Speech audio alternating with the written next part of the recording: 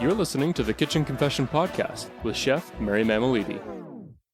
I think we go for convenience, and I'm guilty of that too. But I also think people don't understand the amount of work that goes into something that is homemade or made in small batches. If possible, we should try to consider the quality of food that we are able to afford. So you don't have to buy all of your groceries at this tiny little boutique. But, as I got older, I became more interested in the people behind the food, and then to go and experience different types of food. Then you can develop that interest in, different types of cuisine and ingredients and trying that out. That's Pay Chen. She's a TV food and lifestyle expert, as well as food and travel writer. She's a writer for kids' TV shows and a former TV and radio host. Pay, thank you so much for coming on the show. You're welcome. And let's jump right in. So tell us a little bit about yourself. Oh, I don't know. I don't find it that interesting, but I do a little bit of everything. I guess mostly television, and I go on as a food or lifestyle expert. Sometimes it depends on what I'm doing at the time. My background is in TV and a little bit of radio. So as a host and as a writer, and I write kids shows as well. So that's something a little bit removed from food and lifestyle. But yeah, I've been doing it for 20 years. It's been a while. And what compelled you to become an entertainer? I don't think I sought that out specifically. I went to school for radio and television arts at Ryerson, and I went into the writing stream. So my intention was to work in children's television and work in educational TV, which I did for a couple of years.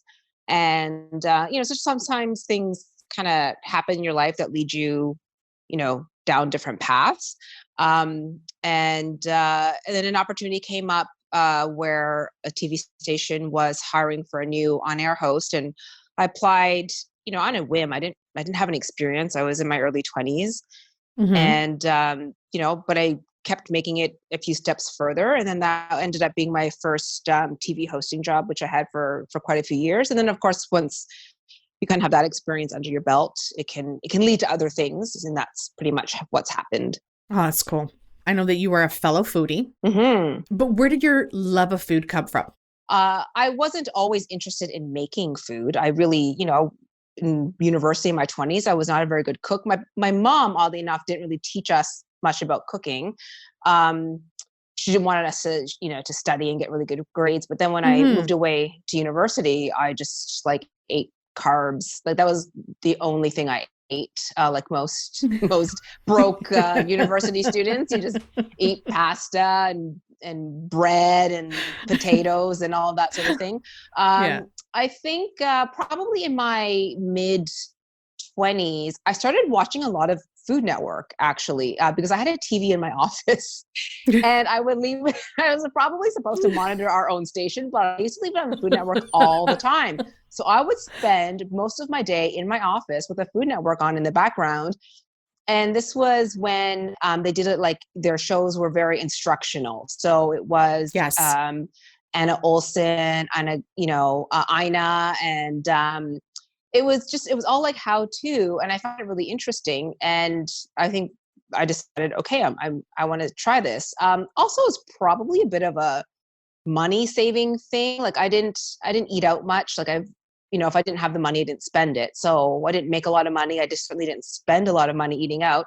So I wanted to eat better at home. And I have a sweet tooth. So really my interest at first was in baking at home. So I liked the idea of learning how to bake and being better at it. I took a pastry course at George Brown College, which was great for, the basics and fundamentals. And then I think as I got older, my parents have always been in the food business. So they're in Nova Scotia. And they're immigrants from Taiwan. And my dad made tofu growing up. My mom always had kind of I guess how you call it a fast food, Chinese food kind of place. It's egg rolls and chicken balls. That's what it was in the 80s. So I was always surrounded by food because my parents both worked in the food business, but in a very simple way. There was nothing particularly fancy or elevated about it. And, as I got older, I became more interested in the people behind the food. And then, I think as you get a little bit older and maybe you have a little bit more disposable income to allow you to go and experience different types of food, then you can develop that interest in, different types of cuisine and ingredients and trying that out. It is a bit of a luxury. It requires you to have the money to be able to try these new restaurants, right? So I can appreciate that. And I just, got very interested in who grew the food, who made the food, where it came from. Because I always saw my parents as small business owners, working really hard with very thin margins and small profits. So, something that I always kind of supported. And I just thought, people need to appreciate how much work goes into the food that they get to eat. Are you up for a couple of games? Yeah. Okay. First game, this or that. The choice is yours. You can get with this or you can get with that. Cheese or chocolate? Oh, that's hard. It's half of me and the other half of me. Maybe chocolate. I would almost maybe even say cheese. Cheese? I don't know. It's, maybe I'll say chocolate. Ugh. That's a hard one. We're off to a good start. Yeah. Okay, I'm going to give you that one, 50-50. Okay, pudding or chia pudding? Oh, I'm probably I like pudding. I don't love pudding. I would more likely make and eat chia pudding than I would make regular pudding. Yeah. Okay. Granola bar or nuts? Nuts. Banana chips or banana bread? Banana bread. Coffee or green tea? Coffee. Edamame or roasted chickpeas? Edamame. Yeah, me too. Give up sugar for life or salt for life? Ooh. That's a tough one. That is a tough one because without salt, everything is really bland. And then sugar is like every sweet thing in the world. Yeah, sugar just makes me smile. Yeah. Maybe I could give up salt if I had enough herbs and other things to put on. I'm like, I don't know. Trying to rationalize it. I'm like, if I had access to all the fresh produce and herbs and whatever, maybe I could maybe that would be the one. Donuts or cupcakes? Probably donuts. Are you a morning person or an evening person? I'm neither. I used to be a night person, like a night owl, but then I did a morning show for a couple of years and it never made me a morning person, but it made me less of a night owl. But if I had to choose, I would have an easier time functioning in the evening than I would in the morning. Really? I am so the opposite. Like, what would be an early morning for you? I used to get up at 3 a.m. for work. So that was fun. Yeah. And I'm not at people who want to work out at 6 a.m. I don't. I'd rather work out at 6 p.m. than 6 a.m. or even 8 p.m. I'd rather work out then. So yeah. Oh, that's hilarious. I'm the complete opposite of you. A lot of people are. Yeah. At 8 a.m., I'm already with my jams on and getting ready to. Oh God, no, I don't even want to talk to anybody. I want to talk about local businesses and what we can do to support them. Yes, now's a very different time because it came about very quickly and suddenly for people being quarantined. Yeah, and then for business owners, they had to close very abruptly. So there was no backup plan. There was no warning or any way for them to prepare properly. And so a lot of businesses had to close because they were mandated to. In terms of, small food businesses, a few were able to change their business a little bit to offer takeout or delivery, but that's still operating at a small percentage of what they were before. It allows some to keep a bare bones staff, for example. And there are a lot of businesses who have, honestly, just in the past week, found ways to try and keep themselves in business in the smallest ways. So food like produce, or maybe it's a butcher or a fishmonger who didn't used to do deliveries to people's homes, but now they no longer have restaurants to deliver to. So they have no one. They have no restaurants. The hotels are empty. So a lot of these wholesalers and producers have shifted to delivering to people at home. And I do encourage people that if they have a favorite store or product, that they just look them up, because some of them are also partnering with other companies, or they're banding together. So it might be a couple of vendors from a farmer's market, for example, and one of them may have had a pretty decent website up, and now they're offering online farmers markets. Oh, really? Yeah. So Kendall Hill Farms is one that I recently learned about. They would sell their things at different farmers markets, but then they also reached out to vendors from certain farmers markets like Evergreen Brickworks.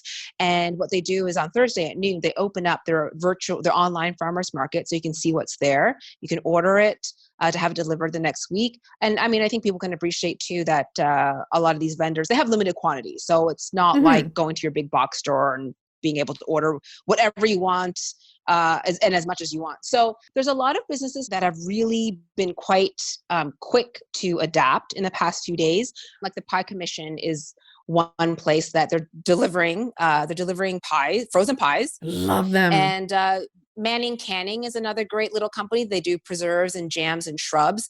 And what she's offering, she's usually at farmers markets or like in small little boutique shops, which are also now closed. So like in the Toronto area or GTA, she's doing free delivery with like a minimum $30 order, which is nothing. And there's also ways to support like a lot of the businesses who had to close. Like if you can pick up a gift card from them to use later, it just gives them a little bit of money now so that they can pay rent. And then you can use it when they reopen. Where do you think that some of us are failing when it comes to supporting local? I think we go for convenience, and I'm guilty of that too. Like I have a major grocery store that's just a few blocks away. And I don't think there's anything wrong with going to the major grocery store. They're businesses as well. And, we still want to find the best price on paper towel or laundry detergent.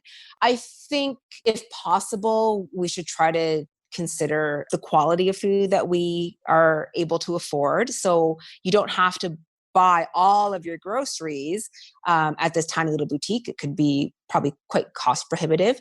But I also think people don't understand the amount of work that goes into something that is homemade or made in small batches. So you might be able to get a loaf of bread for $3 at the grocery store, and that's fine and great. And then, you go to a beautiful bakery, let's say like, Blackbird or Sud Forno, and you're paying maybe like $8. People will question that because they'll compare one with the other, and you can't. The ingredients could be different. It could be costlier, but you're also just paying for the labor of someone making it by hand. So there's those elements. And the trade-off is, you're getting something fresh. You're getting something handmade. It's not mass produced. Exactly. And it depends on, I don't need artisan mustard, so that you might want to just go to your grocery store and get that for $3. But you might love mustard, so you don't mind paying $6 for one at a little boutique shop or something because it's a little bit different. And I think people need to understand the amount of work that goes into making food. I think there's still some education around that. I'm Mary Mamalidi, and you're listening to the Kitchen Confession Podcast. Today, I'm talking with Pay Chen, a multi-talented TV, food, and lifestyle expert. I, for one, have seen a lot of your lifestyle segments. And what are the resources that you use, like to find some of the new and noteworthy foods or products? Oh, okay. So when it comes to sort of like hunting for trends in a way, I rely on, there's a lot of companies who hire, PR firms. So they'll email you, they'll get in touch. That is always very helpful to keep up on your products that way, because there are just so many new things and some of them aren't really worth much time. But then you'll find a little gem. The challenge is not everyone can afford to hire someone to do communications for them. So then that's a little bit of digging as well. So I do always visit farmers markets when I travel. I visit whatever is kind of local. I look into little shops as well that carry maybe more like artisan goods. And also, we live in a very digital world. So it's made my life a bit easier because now you can find out what's going on all over the world at any time and what trends are happening. There's also a lot of trade shows that are for the food industry. And those are sometimes ones where you can go and see what the upcoming food trends might be. Like it's almost forecasting a year or two in a way in terms of what you might see on store shelves. So that's always helpful. What do you think is just trending right now in food? Well, right now, because of like our global pandemic, I think people have gone well, it's interesting. People have suddenly gone back to eating carbs because they were not eating them before. Like the bread aisles cleared out, the pasta aisles cleared out. I'm like, oh, suddenly You notice we're that? all Yeah. eating starch again. Yeah. So I think I think people are craving comfort food. It's also food that is Yeah. something that's shelf stable, it's, and inexpensive. So you can stock up on bags of pasta and rice, beans. Everyone's like suddenly really into beans. I think also too, because people have time that they're making their own bread. I think we'll have a different appreciation for things when we come out of this, because people who didn't really cook before, or maybe didn't experiment as much before, have found perhaps that they've had some time. It's interesting how many people are making their own bread right now, which I think is great. But it's great because that's amazing. Like you just need a little bit of flour and water, and you don't need too many other ingredients. And it could be partly out of necessity because people don't want to go out. But I think it's a nice thing. I think people are kind of going back to eating, or just making some basic things and experimenting a little bit with what's in their pantry. And you also talk a lot about the food share programs. Living downtown, it's a bit of a challenge in terms of the traffic's terrible for them to deliver. But a couple of years ago, I was a subscriber to a CSA box, which I love. But they were driving in from the farm, Friday night during rush hour, like it was. And also they only had not that they only had a couple of customers, but it's just that they weren't a giant company. It was the son of the farmer who was doing these deliveries and packing the boxes. So it was just, the labor was high. And I loved doing it. I loved getting it, actually. The box that I do subscribe to now is called the Good Food Box, and it's through Food Share, which is a Toronto charity that has great programs to provide healthy food to people in various communities who need it. So they do amazing work. They've got a few fundraisers a year. They have a couple different programs where they connect with the community and try to give people access to healthy food. And they have these produce boxes, which are half the price, if not less, than a lot of the other produce delivery companies. But I mean, that comes with certain caveats, which is, you don't get to substitute the things that come in it. It usually delivers to your area once a week. So you don't have the luxury of making all of these choices, but like I get the small conventional produce box and it's $16. And, mind you, I have more celery and potatoes than I need right now, but it does occasionally come with something that throws me for a loop, like a rutabaga. I'm like, oh my God, I got to figure out what to do with this. So sometimes there's things in there that I wouldn't typically buy because, you kind of go to the grocery store and you pick up the things that you'll always eat. But it is an amazing value. It helps support the programming that they do. And right now, with all the stuff going on with the coronavirus, they've seen an increase in the amount of subscriptions, which makes sense because people are looking for groceries to be delivered to them. They also have an option where when you buy a box, you can also opt to donate a box, because with so many people having lost their jobs, there's an increase in demand at shelters and food banks and anywhere where a meal might be given for free. So it's nice if you are someone who is still employed and able to donate and give back in that way, because the need has really drastically increased. And, for a lot of these families that were living paycheck to paycheck, they just had the rug pulled out from under them last week. So I think we're going to see a real increase in demand in food banks and services for the community. The challenge is that a lot of food banks have closed down because of COVID-19. So there's a larger demand, but there's fewer resources for now.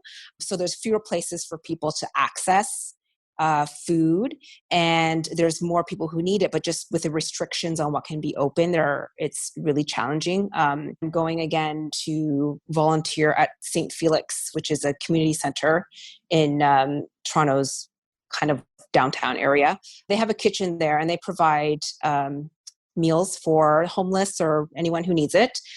And they've had to cut back the number of people that can sit in the dining area, which is actually quite small, but obviously because they need to space people apart. So now they're packaging up some of the meals into just paper bags and handing them out at the end of the driveway. But because of, coronavirus, they lost their volunteers. Some of the volunteers were also seniors, and for obvious reasons, they should stay home. So I went the other day and a friend of mine joined me, and we were the only two volunteers there, which was actually quite fine because it's not a big kitchen and they're not taking a lot of people. But, they are still, they could still use volunteers, and people can connect with them through their email or through their website. But I would say that's a situation for probably most shelters or community centers is that if you don't want to go out, and I mean, really, we shouldn't go out. If you can donate, then by all means. They're all seeing a demand increase, definitely for food. And where can people, if they wanted to volunteer? Yeah, St. Felix. It's at like near Queen and Spadina. So if you're in that area, I would say like look them up online. There's a email or a phone number that you can call about volunteering. It gives you something very productive to do. I can understand people's concerns about, being in a shared space. And I think those are valid concerns. But, I take the precautions and we don't serve the people that come through.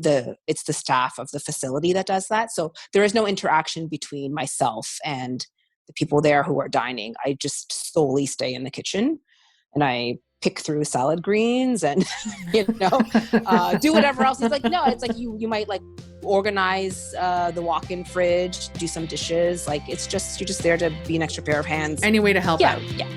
Okay, rapid fire. Favorite ingredient to cook with? Cheese. What's the best piece of advice you've received? I don't know.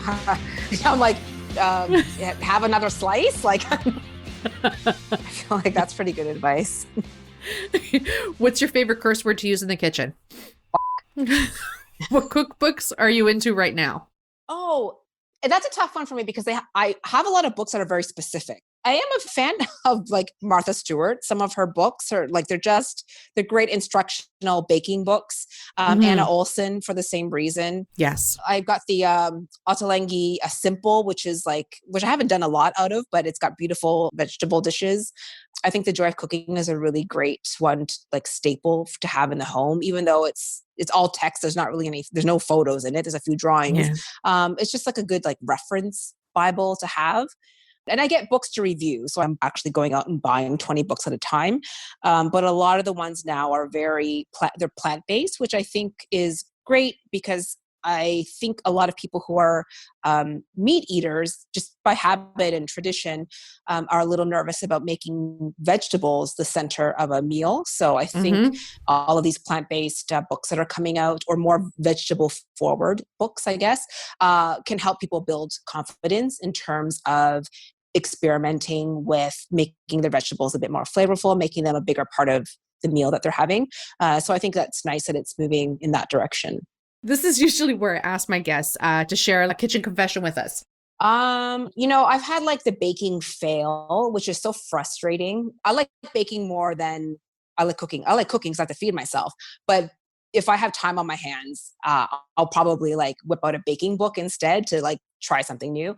And I think the most disappointing thing is doing something like where you get distracted and you're baking a batch of cookies and you put all this work into it.